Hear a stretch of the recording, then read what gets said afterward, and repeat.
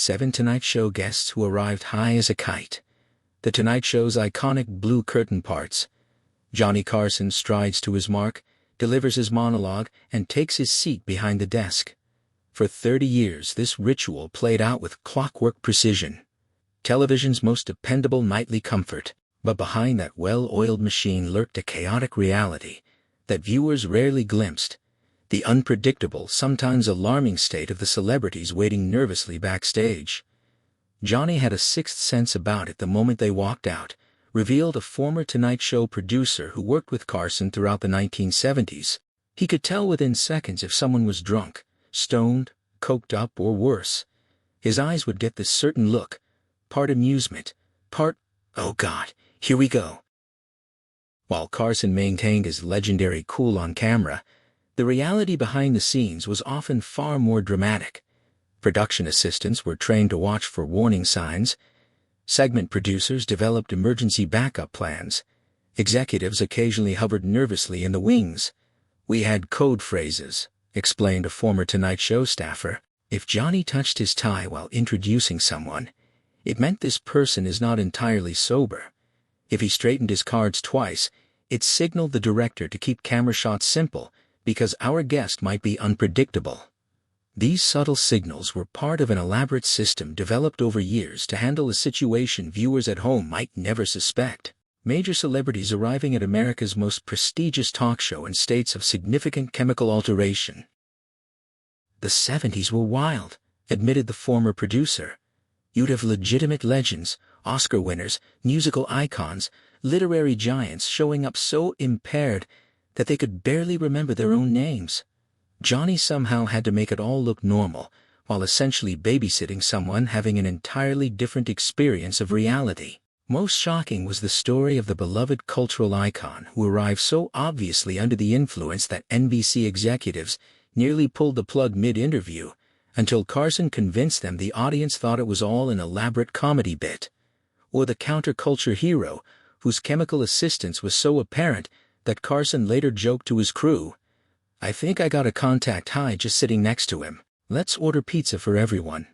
Today, we're uncovering the most infamous cases of celebrities who appeared on The Tonight Show, while clearly under the influence, and the remarkable ways Johnny Carson handled these unpredictable, sometimes career-defining moments.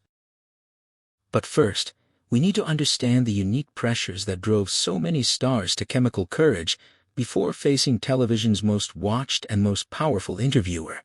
Thank you for coming. Friday night. Yeah, okay. The green room, where nerves met substances. The Tonight Show's green room, where guests waited before their appearances, witnessed more pre-show anxiety than perhaps any other space in television history. "People don't realize the pressure," explained a former Tonight Show talent coordinator. "Carson wasn't just any interviewer. A good appearance could launch careers overnight. A bad one could haunt you for years." And unlike today's Pryor and Ed heavily prepped talk show segments, Johnny wanted genuine, unplanned conversation that terrified a lot of people. This pressure created the perfect environment for chemical assistance, whether alcohol from the always-stocked green room bar, pills from private stashes, or substances brought by entourages who knew their famous employers needed something to take the edge off. The green room bar was legendary. Recall the staff member who worked on the show in the 1970s and 80s. Carson himself approved the selection. Top shelf everything. The unofficial policy was that 1 drink was fine, 2 was pushing it, but enforcing that with major stars, good luck. Beyond alcohol, the era's more permissive attitude toward recreational substances meant that many celebrities arrived having indulged in their preferred method of relaxation. From marijuana to cocaine to prescription medications, often in combinations that became apparent once the cameras rolled. "You have to remember the context," noted a television historian specializing in late-night TV. "This was when Studio 54 was at its peak. Rock stars were living like Roman emperors. Even Wall Street was awash in cocaine. The Tonight Show didn't exist in a vacuum. It reflected the culture of its time, including the substance use that permeated entertainment." Carson himself was known to enjoy a drink, but was famously in control on air. This created an interesting dynamic when interviewing guests who weren't exercising the same restraint. John had this remarkable ability to modulate his approach based on a guest's state, explained his former producer. If someone was a little loose from drinks, he'd gently guide them through. If they were truly impaired, he'd simplify questions, help them along, and sometimes cut segments short while making it all seem natural. This adaptive approach would be tested repeatedly throughout Carson's tenure by guests who pushed the boundaries of broadcast acceptability, beginning with a counterculture icon whose chemical enhancement became part of his comedic persona, into a new lifestyle, which doesn't require my presence, and so I can if I don't want. I don't have to get up at all, and I still get credit for a full day. George Carlin, the functioning stoner. George Carlin transformed from clean-cut comedian to counterculture hero during the early 1970s, growing his hair, changing his material, and embracing the era's drug culture. Changes reflected in his Tonight Show appearances. He riffed like a genius and grinned like a stoner. Remembered a camera operator who worked many of Carlin's Tonight Show segments, there was never any question. George wasn't hiding it. That slightly glazed look in his eyes was practically part of his brand by then. Carlin appeared on The Tonight Show over 130 times, establishing himself as one of Carson's most reliable and popular guests. Yet, despite this apparent approval, Carson never selected him as guest host, a distinction many other comedians received. Johnny enjoyed George enormously and respected his brilliance, explained a former Tonight Show writer, but he wouldn't let him guest host. The unspoken reason was reliability. Johnny knew George's lifestyle and wasn't confident he could handle the responsibility of running the show for 90 minutes. What made Carlin unique among our high-flying guests was his functionality. Unlike others who became incoherent or unpredictable, Carlin remained sharp, witty, and professional, just with a distinctly relaxed vibe that regular viewers definitely noticed. Carlin was what we called a functioning herbalist, quipped a Tonight Show staffer who worked closely with guests. The weed didn't impair him. It was part of his creative process. He was still George Carlin, just the more mellow philosophical version. Carson's handling of Carlin revealed his pragmatic approach to the era's changing norms. While never explicitly acknowledging Carlin's stayed on air, Carson adapted his interview style, asking more open-ended questions that allowed Carlin's mind to wander in the fascinating, often hilarious directions that made him a counterculture hero. Johnny knew exactly what he was doing, noted the former producer. He tossed George a topic and then sit back, letting him riff. The results were often brilliant stream of consciousness monologues that wouldn't have happened if George had been entirely straight. Carlin himself later confirmed suspicions in his autobiography, writing, "Was I usually stoned during my Carson spots in the 70s? Of course I was. It was the 70s, and I was George Carlin. Do the math." While Carlin maintained his professional composure, despite his chemical enhancement, our next subject demonstrated how quickly things could go sideways when a brilliant mind substance use crossed the line from enhancement to impairment. My friend, thank you. They all mean it. You know it that I don't know where to start. I don't. First of all, how you feeling? I feel Richard Pryor. Comedy's raw nerve exposed.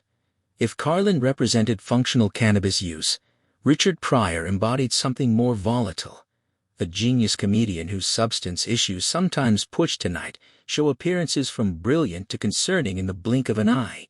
He was hilarious, until he got cosmic, recalled a stage manager who worked several of Pryor's Tonight Show appearances.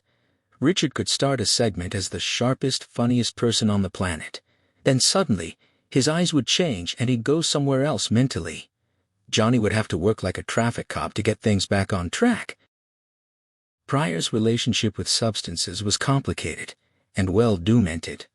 His cocaine use in particular became increasingly problematic throughout the 1970s, culminating in his infamous 1980 freebasing accident. Several of his Tonight Show appearances captured him at different points along this trajectory. One particularly memorable segment from 1978 started conventionally enough with Pryor discussing his latest projects. Midway through, however, He began a joke about his childhood that gradually dissolved into a disconnected series of observations, his focus visibly drifting. The audience, unsure if this was an intentional comedic choice or something unplanned, laughed nervously. You could see Johnny shift into protection mode, the stage manager continued. He jumped in with a quick question to redirect Richard, made a joke to cover the awkward moment, then smoothly transitioned to a commercial. It was masterful crisis management disguised as casual conversation. Carson's handling of Pryor demonstrated his deep respect for the comedian's talent alongside concern for his well-being. Unlike some hosts who might have exploited an impaired guest for laughs, Carson worked to showcase Pryor at his best while minimizing his vulnerable moments. Johnny genuinely loved Richard's genius, explained a former NBC executive familiar with their relationship. He wasn't judgmental about the substances. That wasn't Carson's style, but he worried about Richard's self-destructing. He'd sometimes check on him through mutual friends after particularly erratic appearances. What made Pryor's high appearances distinct from some others on our list was the unpredictability. His brilliance remained intact, but his focus and filter became increasingly unreliable, creating moments that walked a tightrope between comedy gold and broadcast concern. Carson had a unique approach with Richard, noted his former producer. He'd let him fly when the material was working, then create a safety net when things started going sideways. It was like watching a master animal trainer working with a magnificent but unpredictable big cat. While Carson maintained a protective approach toward talents like Pryor and Carlin, his patience had limits, as our next subject discovered, when his impaired state crossed the line from concerning to unprofessional. That was a double execution that night, and it took all about an hour and a half from the time that the thing started till it was over. Truman Capote, literary genius, television disaster. Not all chemically enhanced Tonight Show appearances involve the controlled chaos of comedians. Sometimes, the most alarming incidents came from unexpected sources, like the distinguished literary icon whose 1980 appearance became legendary for all the wrong reasons. America's literary darling, completely baked, was how one production assistant succinctly described Truman Capote's infamous Tonight Show disaster. Capote had appeared on the show many times over the years, usually displaying the sharp wit and keen observations that made him a talk show favorite. But his January 1980 appearance was different from the moment he wobbled onto the set. He was slurring so badly you could barely understand him, recalled a sound technician who worked that night. His head kept nodding forward, then he'd snap back to attention with a startled look. The control room was panicking. They kept cutting to Johnny's reaction shots because at least those were coherent. Unlike his handling of Carlin or Pryor, where Carson adapted to their altered states with good humor, his response to Capote's condition was markedly different.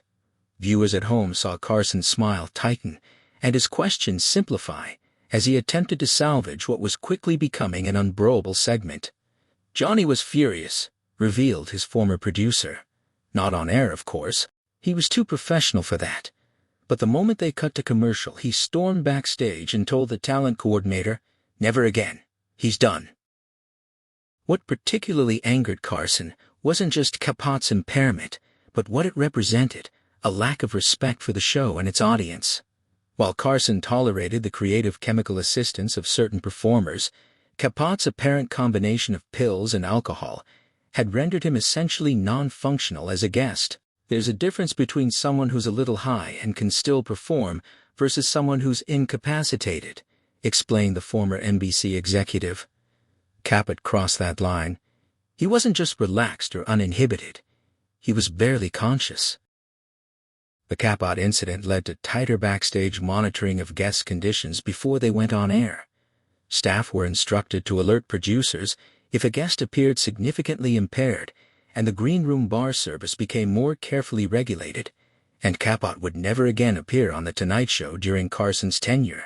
One of the few guests to receive a lifetime ban, the incident served as a cautionary tale within the show about the limits of Carson's famous tolerance.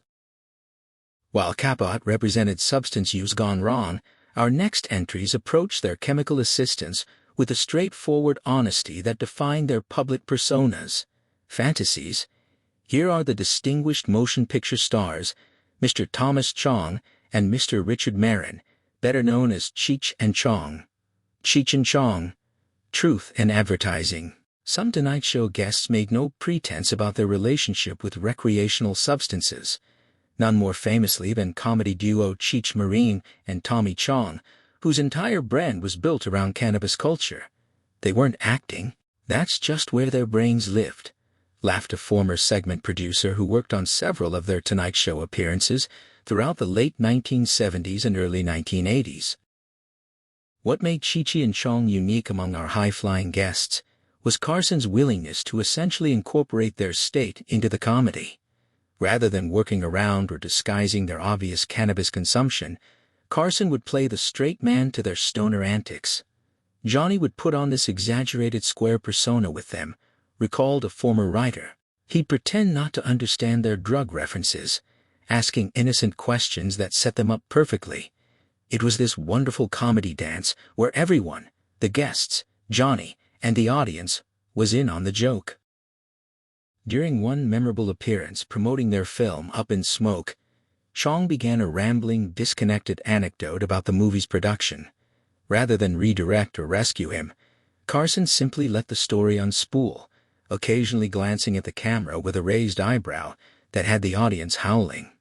Johnny knew exactly what he was doing, explained the segment producer. He was essentially telling the audience, yes, they're exactly who you think they are. It wasn't about exposing or embarrassing them. It was about authenticating their brand. The contrast between the buttoned-up Carson and the openly stoned comedy duo created some of the show's most entertaining segments of the era. Carson would occasionally feign confusion about their more explicit drug references, creating comedic tension that both parties clearly enjoyed. There was mutual respect there, noted a cameraman who worked the shows. Johnny appreciated their honesty, and they appreciated that he let them be themselves instead of forcing them into a more sanitized version for television. This approach reflected Carson's broader philosophy about his guests. He wanted them to be authentic, even if that authenticity occasionally pushed the boundaries of what network television typically allowed in the 1970s. Carson always said his job was to make guests look good. His former producer explained, with